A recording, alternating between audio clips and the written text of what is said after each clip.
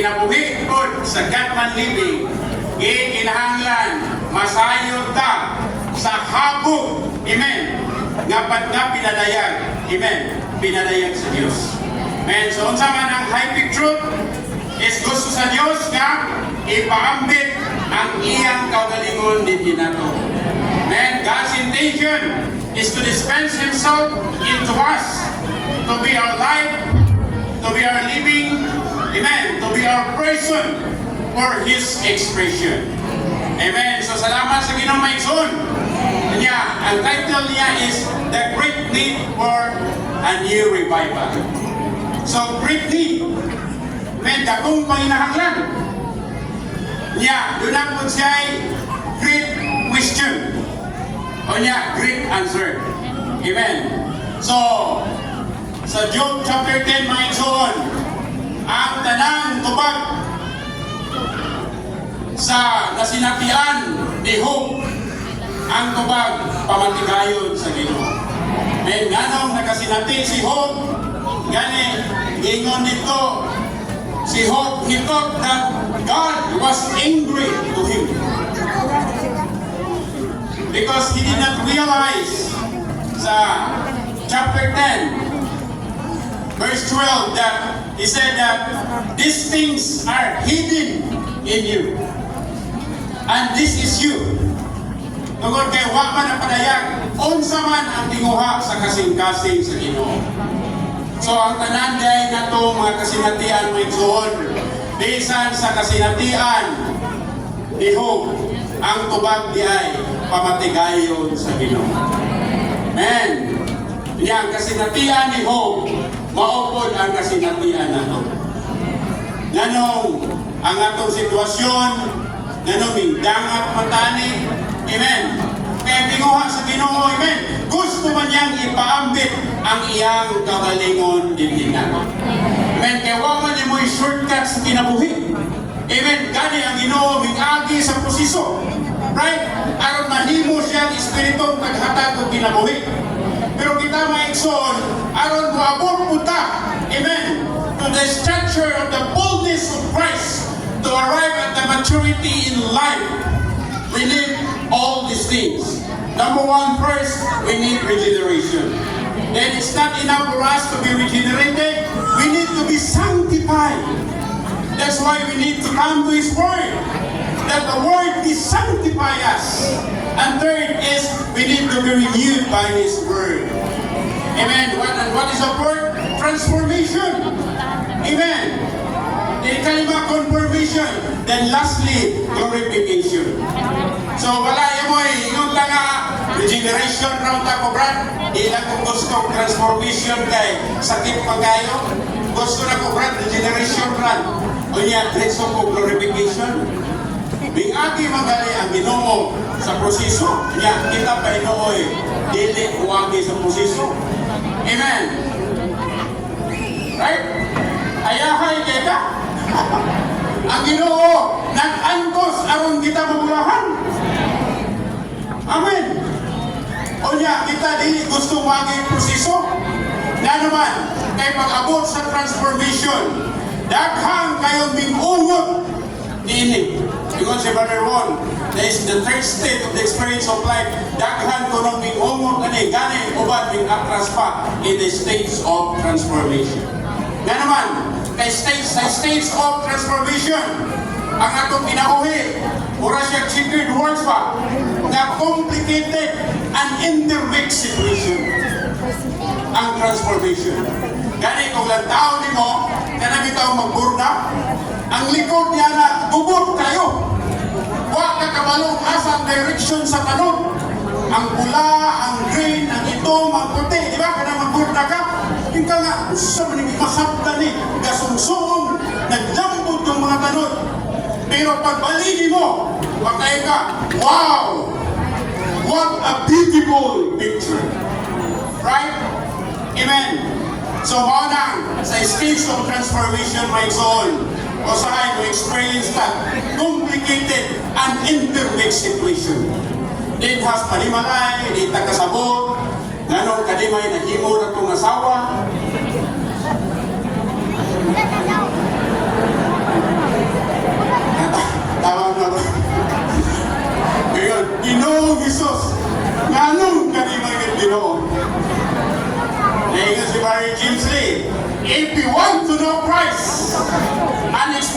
Christ, here is your wife.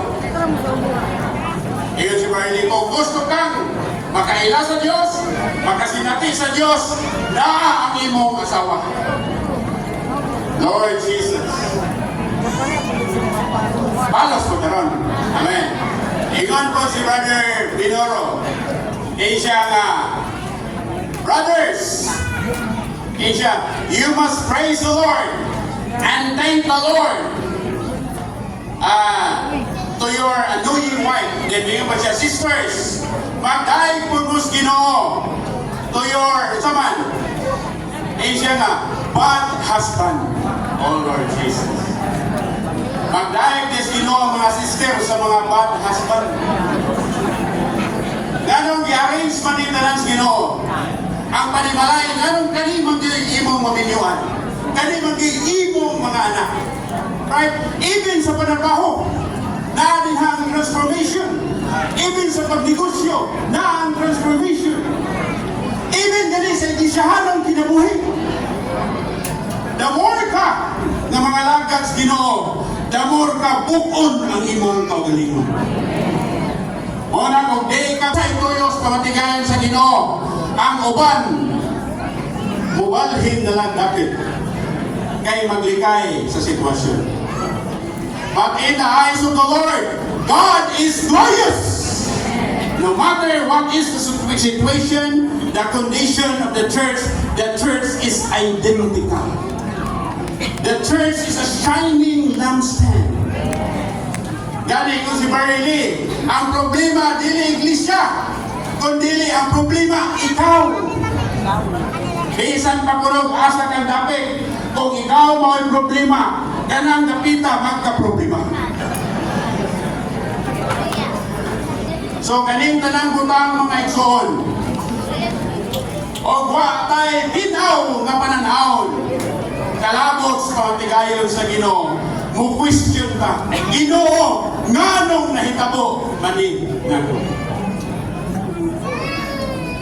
Gani sa iyang pamatigayon, ingon atong igsoon nga, kung dili kuno ka faithful sa Ginoo, He is faithful in allowing things, even ma-disappointed ka, para ma-dispense iya ang kagalingon dinhi nato. Kay great tribulation is a sweet visitation of Christ. Dira day mamulong ang Ginoo. Manay ko siya dito, He is faithful in allowing, saman, financial crisis, physical crisis, gani spiritual crisis. Para siya ni, aron mo doon tas Ginoo. Magsalig tas Ginoo. Kay kung hapsay ang atong kahimtang, wa man tay dool-dool sa Ginoo. Gani kung atong kahimtang way problema, di nagalita mutawag sa ngalan sa Ginoo. Oh Lord. Gani daghang may maigsoon na maulang mutawag sa ngalan sa Ginoo. Gani naka-join kong meeting, ipaningot mayo kahon ning revival. Kay gisiraan ang tibuok alay. Ikaw na sa paglimot na kaginhawa ni. Siya pagsiradaan ang kay kasi madunggan ta silingan. Uy, Ginoo Jesus. Tumaulaw siya madunggan sa silingan. Oh, Ginoong Jesus. Unang, magkailaong tata, talabot sa pamatigayon sa Ginoong Maison. O nini ang high peak fruit of the divine revelation na i-dispense ang iyang kaugalingon din nato. Amen. Sa salamat sa kaduhang Maison, i-set up a pattern to live a God-man life, a God-man living. Iya gusto ni Kristo nga siya man ang pattern, ato siyang kopyahon, ato siyang i-duplicate, o ato siyang i-reproduce. Ang God-man living, kanunay nagsalig sa Ginoo. Kanunay nagsalig sa panalangin sa Ginoo. Kanunay siyang nadugtong kung nagigambitay sa Ginoo. Mao din ang ginabuhi ni Ginoong Hesus as a pattern to live a God-man life. Dahil ikatulong maison kalabot sa shepherding. Duha ka pattern po nato din si Ginoong Hesus sa iyang pagpanatiman. Amen. He passed through Samaria and He purposely, ang word dito, He purposely detoured to Sychar just to shepherd the immoral woman. Ang immoral woman na ikson pasabot, hugaw na babae. Pero he shepherded that immoral woman to drink the living water. Then ikaduha, kung saman, katong aman, katong adulterous woman, iyang ipagawas niya, right? Go and sin no more. Then ikatulo, katong tax collector. Gani, the first one that was saved by the Lord when he was crucified is the robber man. Yeah, kumusta man ang atong pagpangalagan mo igsoon? Naabot na ipagpili? Oh, Lord Jesus. Ang kanila'y alagaran ako kay muraong ganahan ko ani kay mabusog yung pani. Oh, kanila'y alagaran ako kay pagkahuman ani pagkahulang kong kwarta. Oh, Lord Jesus. Gani, one time si Brother Manuel, nanawag na ko international. Ingon siya, Brad, na ako'y tuyo di mo. Naigsoon na to, Brad, nga mo nadrak si Homer. Then gusto, Brad, mo puyo sa Saints House. Yan naasay dalang unbeliever. Pwede ba na, Brad, nga dinha mo puyo, na ang iyang puyong unbeliever. Pagtawag mo na to, Brad. Then akong isultian ng one of the co-worker dito. Ikaw, Brad, na igsoon, nanawag na to.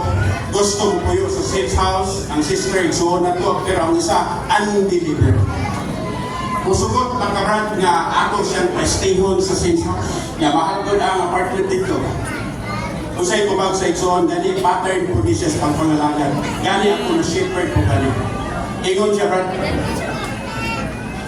Kung saan man nato pagkaluwas ka na niya, kung dilig na tutulong. Usahay mga igsoon, ako may subok ko, usahay sa iglesia, murag legalistic na kita. Ayaw na papuyaran, kay di man ang magtuto. Kaya saan man pagkaluwas anak, kung di na ito pa isipon. Opportunity na to. Pag ingon ako ni Brad Manuel, Brad, okay Brad, kapay stayhon sila. Kung sa'yo na itabok na igsoon. Mas gigamit pa ang sister kaysa nagdala niya. Ay mas gigamit pa itong unbeliever kay pagsunod niya sa Saints House, naluwas siya, na-attract siya, o kung sa ang hospitality na saved siya, mas gigamit pa siya kaysa atong nagdala niya. Kaya igsoon ito. Hangtod karon. Kaingon ko, Ginoong Ison, unsa may pamaagi sa atong pag-atiman. Ikaduha si Paul, nasa ni Mexon. Si Paul pattern sa pagpangalagan dito sa Ephesus. Sa Ephesus, iyan bonus ang tanang mga balaan sa Ephesus. Day and night with this for 3 years. Gani sa iyang pagpangatiman, he sacrificed himself. Tulog o alam sa ulan. Gani ang 1 Corinthians 4:12, death operate in me, lives in you. Iyon si Paul. Nag-anto siya, aron ka mga bulahan. Sa atong pag-alagad, Mike Zon, ingon bata nga, nag-antos ko, aron ka mga bulahan. O sahay na Mike Zon, namingon na Brad, nag-antos niya ako, Brad, aron ka mga bulahan. Ay ka na mo ingon ka na nagsordi na pagpangatiman. Amen. So salamat sa Ginoong Mike Zon sa pagpangatiman ni Pablo na may gasto siya o nagasto alang sa mga balaan. So kanyang mensahe, tulor kabutang na great need for a new revival is number 1 is hyping truth, number 2 is Godman living, number 3 shepherding. Amen.